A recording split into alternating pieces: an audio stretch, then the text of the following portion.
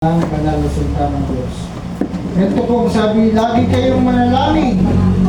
Ipagpasalamat ninyo sa Diyos ang lahat ng pangyayari sapagkat ito ang kalooban ng Diyos para sa inyo kay Kristo Jesus. Huwag ninyong patayin ang alap ng Espiritu. Purihin po ang Panginoon sa pagkabasa ng kanyang banal na salita. Makakaupo na po tayong lahat.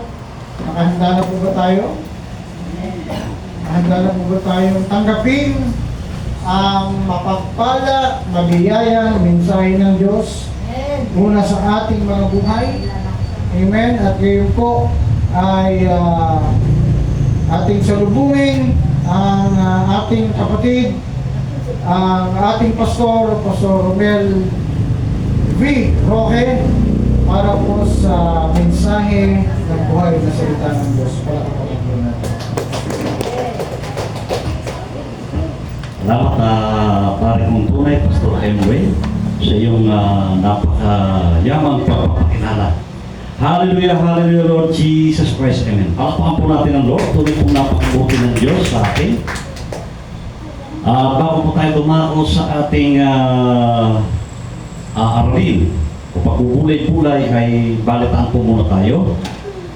Ang BCMC prayer meeting every Wednesday 6:30 ng hapon tuwing Miyerkules ay patuloy po nating suportahan sapagkat patuloy po ito lumalago. Bagamat hindi po ako nakakadalo. Minsan o madalas dahil sa merong kailangan isaalang-alang at yun ay exempted sa Lord. Ipanalangin niyo po na simula bukas, April 6 hanggang April 17, ako po ay regular na sundalo. Wala ako dun sa reservist dahil active duty po sa kasama sa Balikatan 2026 sa Fort Magsaysay with the RPUS Balikatan. Sabak, bawal umuwi dahil siyempre naka-active duty pero pwedeng tumakas siguro pagka makakatakas sa mga brother. At para makapunta ako dito ng Miyerkules, isang Miyerkules sigurong tatamaan nyo sa isang linggo, priority naman natin ng Lord kung magagawa po ng paraan. Ang ating pong prayer meeting ay tuloy pong napakabisa. Halos lahat po ng panalangin natin dito ay dinidilig ng Diyos. Gumagaling ang mga may sakit karamdaman. Wala na pang namamatay. Kaya yung pastor na sabi niya, yung pinapanalangin niya doon kina Pastor Ryan, marami na siyang pinanalangin na matay. Sa biyaya ng Diyos, isa pa lang naman yung pinanalangin kong namatay kasi yung mamamatay na talaga. Nakilala niya yun, member natin doon sa amihan. And then, happy birthday po sa mga nagdiriwang ng kanilang karawan ngayong April. Sila po may birthday. Happy birthday to you. Amen. Paano natin, Lord? Ang music ministry po natin ay patuloy na pinagpapala, purihin ng Panginoon ang ating pong BCMC Amen Mission Service. Talagang malaki pang pangangailangan para ito ay magawa katulad itong nung church si Pastor Ryan. Yung church po ni Pastor Ryan, sila po ay doon lang sa labas ng bahay, nagcha-charge pag-linggo doon sa may, anong barangay yung Sonia? Pinunta natin doon sa may paligi. Wala po silang church, no? At sila ay sa kanilang pananampalataya ay hindi ni Pastor Ryan na in Jesus' mighty name magkakaroon sila ng lote. Kung saan ay hindi nila alam, pinanalangin nila. Wala pa silang nakikitang lote, kailangan nila ng pang-down kung sakali, no? Kaya ginawa nila ay dalawa yung offering nila dito. Isang pag for luck and for just pag. No, dalawa. Ngayon, dahil sa nakita natin yung naging bunga ng kanilang pananampalataya, ang kanilang naging offering sa church lot and building ay 1-2 lang lagi kada linggo, wala pa. Kung muminegosyo nung si Pastor Ryan, meron siyang pagnanais na yun ay maisakatuparan 2 o 3 taon bago sila nakapag-down ng lote. At malaki yung lote doon sa Populare, Casa Populare. gusto ng iba ay simulan na sa maliit muna na gawa church building. Ayaw niya, sabi niya, ang bibigay sa atin ng Lord ay malaki. Ang gusto ng Lord ay malaki. Sapagkat pag may malaking simbahan dito sa lugar na ito, maraming tatawagin ng Lord sa lugar na ito para yan ay mapuno. Kaya nagbakod sila ng malaki. Kaya 2 taon bago nasundan yung bakod. Anong nasundan yung bakod? 2 taon pa bago nabubungan. Kaya inabot halos ng kulang 10 taon o mahigit 5 taon. Pero noong February nabubungan at ginamit natin. Payag ba kayo na magkaroon tayo ng vision and goal na gano'n? Na magkakaroon tayo dito ng 2 offering for lot pan. Marami may kaisipan na kaya yung kaya natin mag-down. Pero yung faith dagdagan natin, kailangan magkaroon tayo ng in Jesus name, magkakalupit tayo. Gagawa natin ng paraan, hahanap na tayo, hindi yung kaya natin. Marami may kakayanan pero walang bunga. O gusto nyo naman ay hahatiin na lang natin yung ating offering, yung kalahati ay sa church, sa lote.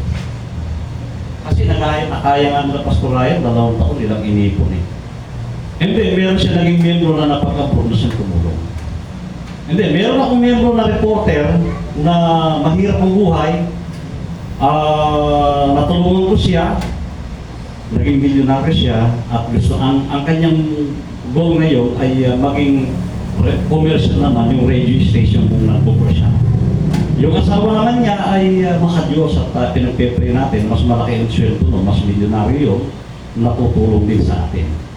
Kailangan ko lang po ng goal ninyo pag nanasa ninyo na magkaroon tayo ng lote at hindi po maramot ang Diyos ni Pastor Ryan, yung Diyos po niya, Diyos din natin. Hindi gusto ng Diyos na manatili. Sila doon sa labas ng bahay ng miyembro, hindi gusto ng Diyos na manatili tayo dito na lumalabas sa iba't naghahanap ng ibang simbahan, na simbahan talaga.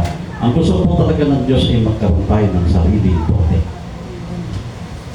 Palakpan po natin na Lord. Gawin po nyo yan kasi andito kayo, wala ni Pastor Emre. Magkaroon po tayo ng pagnanasa, magkaroon ng nagsasalitang Diyos sa puso natin, kapatid. Tumingin ka na ng lote. At ipag-pray natin yung pang-down. At sa loob ng 5 taon sila o 3 taon nagkaroon sila ng pang-down. Hanggang sa nabayaran yung lupa 10 years na kayo. Naging malaki ang simbahan. At doon sa lugar nila ay marami ng gustong sumimba. Lalo nakita na yan, na nagkakasal, nagbibinyag. Sa totoo lang, wala naman siya maraming membro. Mas marami tayo. Kaya nung linggo, hindi niya miyembro lahat yun. May miyembro si Pastor Garciano, may miyembro si Pastor Romel, may tiga-tiga doon. Kunti lang. Hindi naman kasi paramihan ng miyembro ang pagkakaroon ng isang big church. Kasi pag meron ka ng big church, yung mga naghahanap ng big church, pupunta dyan yan. Kaya sa lugar na yun ay hindi nalalayo yung mga tiga ron para magsimba. Ang muna. Purihin po, Panginoon. Pahina. Ganun po kasi ang kalagayan din ng ating church sa Amihan Mission. Hindi pa kaagad-agad dahil ilan lang tayong gumagalaw para magkaroon doon. Pero dito sa PCMC San Leonardo, may pagkilos ng Diyos kung saan pinakita na sa atin yung pwedeng mangyari. So, yun ang ating balita. Tayo po muna ay magpasalamat sa Lord, sapagkat tinulong niya ang dalangin ng ating kapatid na Pastor Emre na gumaling si Baby Kiana Belte Musol, tama ba? Hindi ko maintindihan siya ni kapatid. Mosne.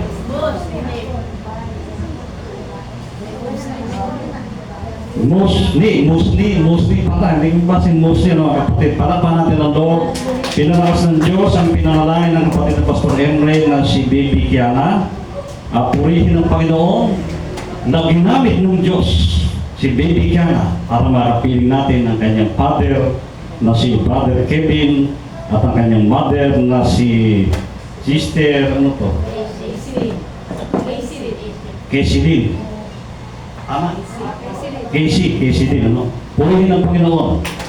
Kung gagamitin talaga ng Diyos ang iyong anak para ikay maglingkod sa Diyos sa Kanya, ito rin ang gusto ng anak mo. Lalaki siya dito na may takot sa Diyos at hindi katulad ng mga batang nagbipana na naaakay ng sanglibutan. Purihin ng Panginoon. Alabakan natin ang Diyos sapagkat napakabuti niya sa ating gawain. Kahit house church tayo ay dumidilig ang Diyos dito.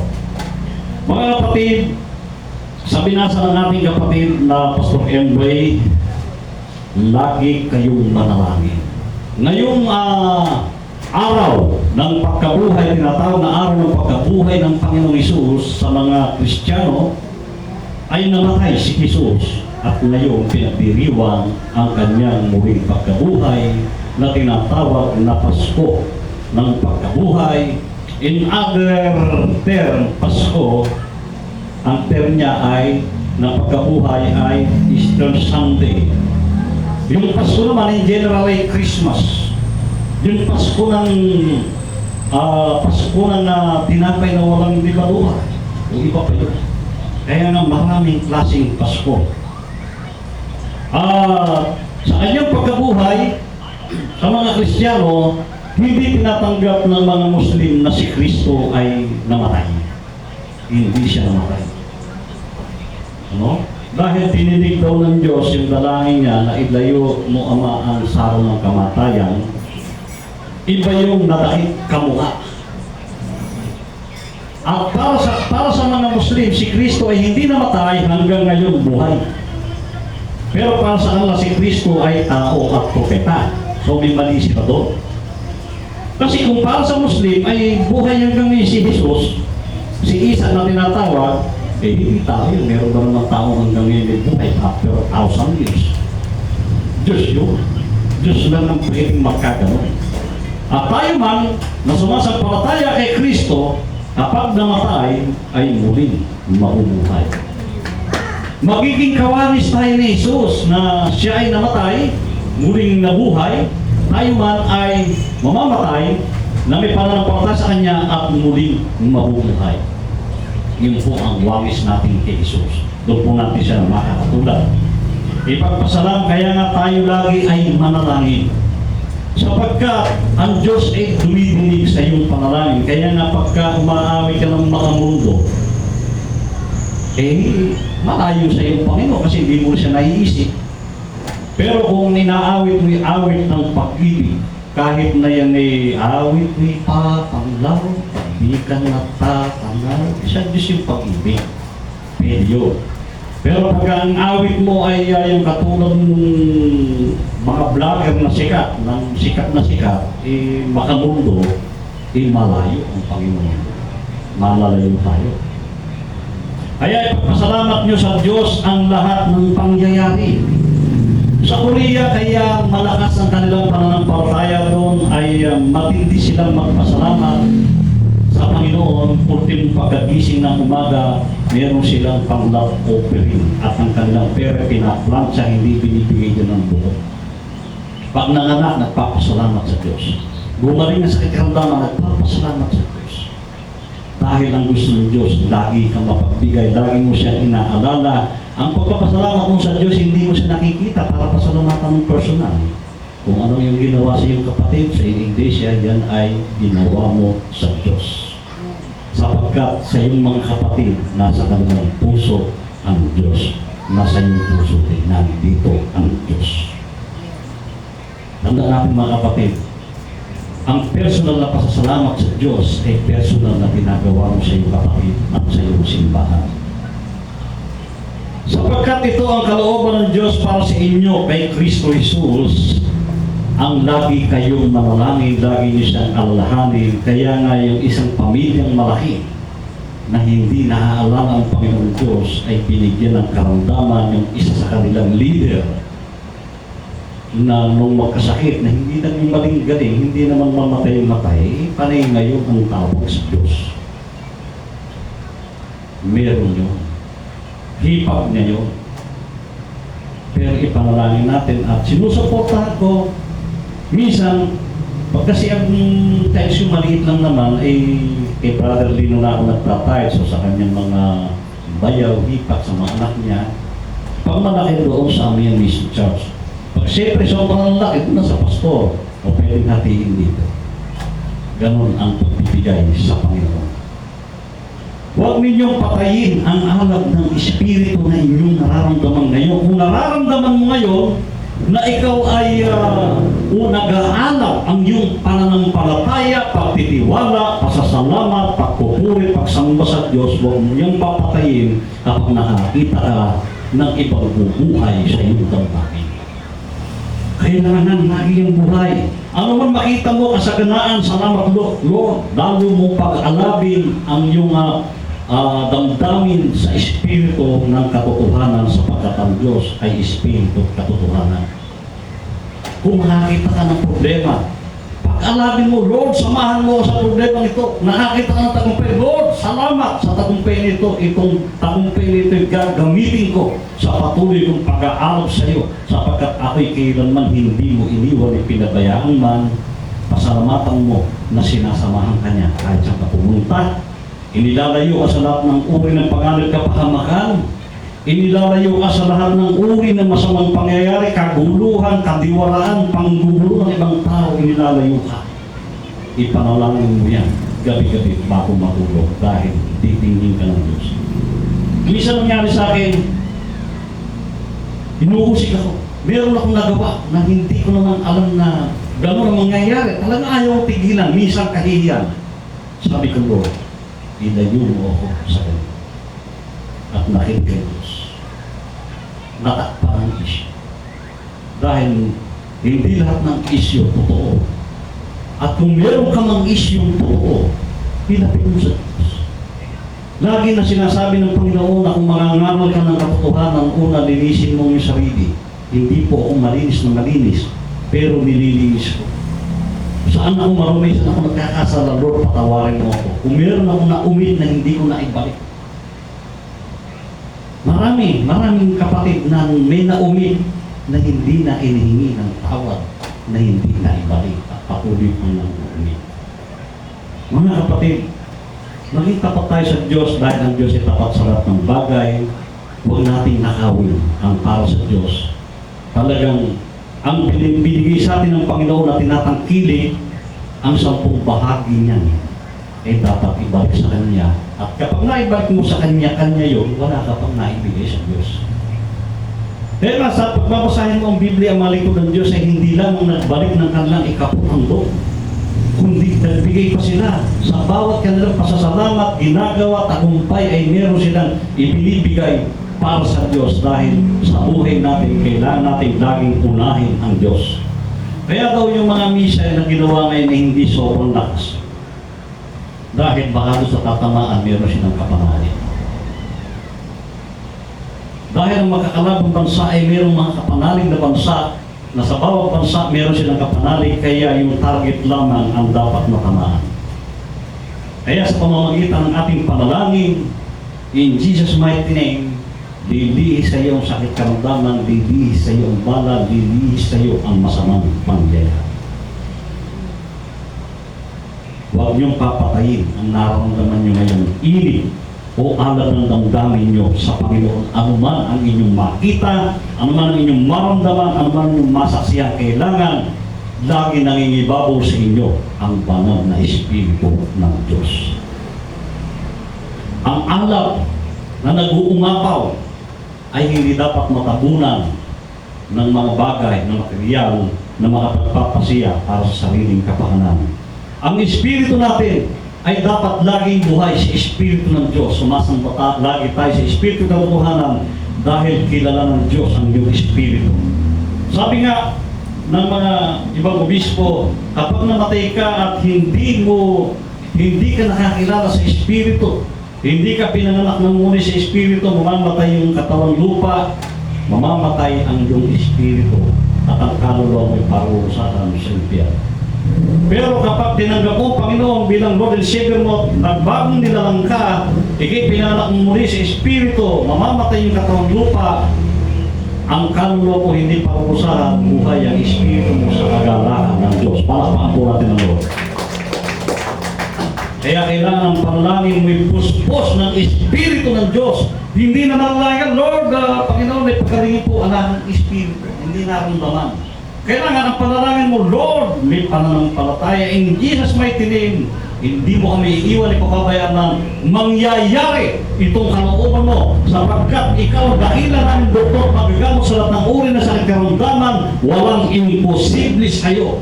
Simpleng sakit karamdaman ng ito, kaganito ng Diyos. Ganyan kabuti ang Diyos.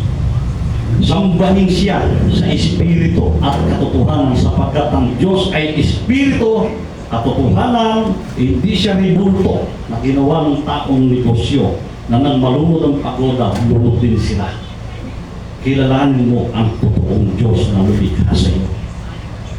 Mahirap iwanan, iwaksi yung nakagisnan, pero ito ang katotohanan na ang espiritu ng Diyos, saan ka man naroon ng Diyos, kasama mo siya. Hindi ka niya iiwan, hindi pababayaan na. Alalahanin mo lagi ang iyong espiritu at alalahanin din ng Diyos ang iyong espiritu. Sa pamamagitan ng panalangin, walang imposible sa Diyos. Kapag ikaw ay tapat at tunay na nananalangin sa Diyos, dinilinis mo yung sarili, nagpapasalamat ka sa Diyos, paano mo ginagawa ang iyong pasasalamat sa Diyos, manalangin ka ng puspos, tanongin mo, paano Lord ang gagawin ko? Damhin mo ang, mararamdaman mo kung ano yung inuutos niya sa iyo na dapat mong gawin. Ano dapat kong gawin sa sinasabi ng tao ito laban sa akin? Tanungin mo ang Diyos. Sasabihin niya sa iyo ang tao.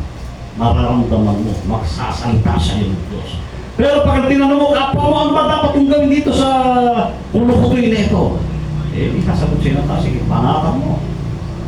Pero lagi sasabihin siya ng Diyos, patawarin mo, bago ka humingi ng tawad sa akin, magpatawad ka ng kapwa. Tinatawagan ko po ang ating mga musician para awitin yung ating closing song bago tayo mag-explore. Tandaan natin mga kapatid, gaano magkabigat ang problema sa buhay na dinadanas natin, ano man ang bumabagabag, lagi natin iniintindi ang ating mahal sa buhay. Tandaan mo kapatid, hindi ka iniiwan ay pinababayaan ng Diyos. Kasama mo siya.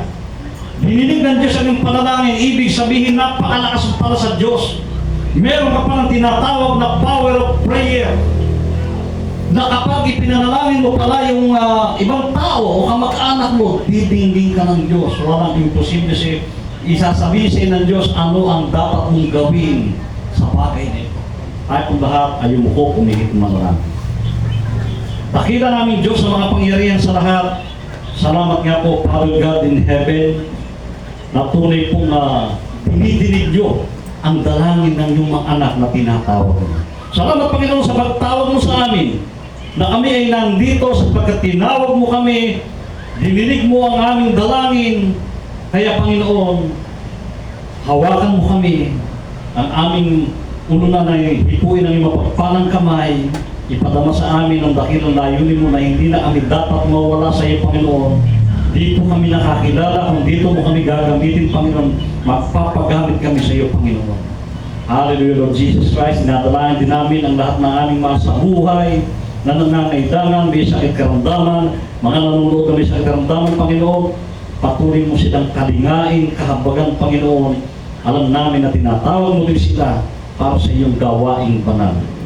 Salamat, Panginoon, sa buhay ng bawat pamilya nandito, Panginoon. Sa alang buhay, ang pamilyang Musli, ang pamilya Del Moral, Hernandez Roque, Manuel Vergara, Lungadong Santos, Dugang Reyes, Gamboa, Garcia, Pangilinan, Calara, Padrones, Nabati, Navarro, Di Guzman, Laksamana, Lorenzo Alvarez, Siriaco, Doronio, Lastimosa, Apang. Salamat Panginoon at sa mga pamilyang hindi nabanggit Panginoon, sa lahat ng nanonood Panginoon.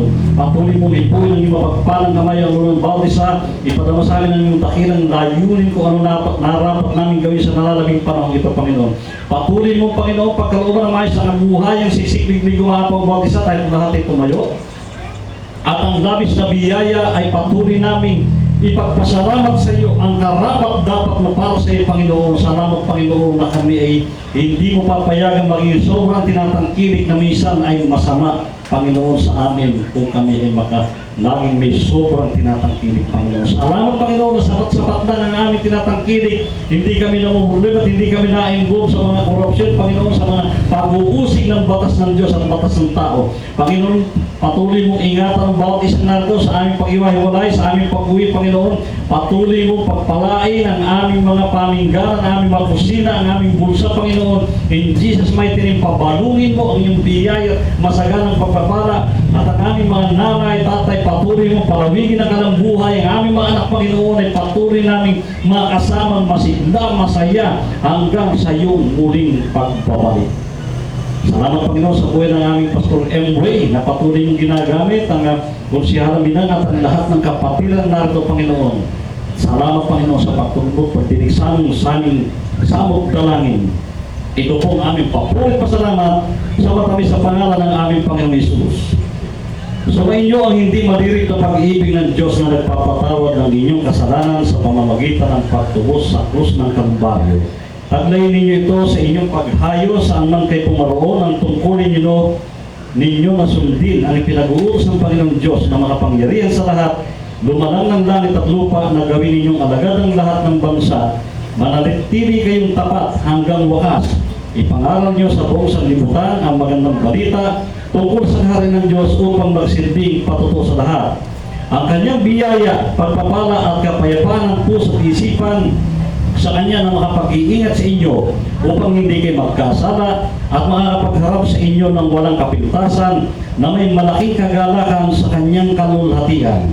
Sa iisang Diyos na ating tagapagligtas, sa pamamagitan ni Jesucristo na Panginoon natin, sa pakikipisan ng banal na Espiritu, sa kanyang kalulhatian at dakilaan, kapurihan, kapamahalan ng kanyang kapangyarihan sa lahat ng bagay, mula pa noong una, ngayon at magpakailanman, sa ngalan ng Ama, ng Anak at ng Espiritu Santo.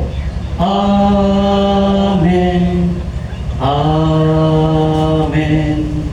Amen. Magkamayan po tayo bilang magkakapatid sa Panginoon.